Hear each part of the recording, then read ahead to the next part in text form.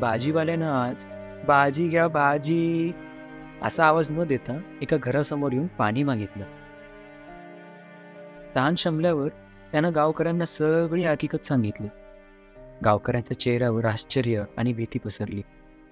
बऱ्याच वर्षांनी पुन्हा एकदा सगळे गावकरी हीच चर्चा करू लागले.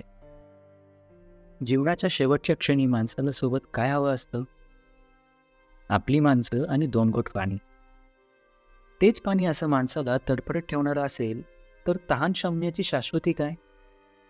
असं असलं तरी भावनेचा ओलावा माणसाच्या मनातला शुष्कपणाचा, निरसतेचा दुष्काळ दूर करायला पुरेसा असतो. त्या भाजीवाल्यानं 2 घोट पाणी पाजून त्याची शेवटची इच्छा तर पूर्ण केली.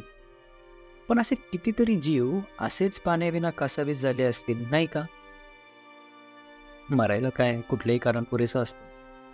पण मुक्ती मिळायला हवं असतं 2 घोट पाणी. जीभ, पोट, शरीराला ताण लागलेलीच नसते.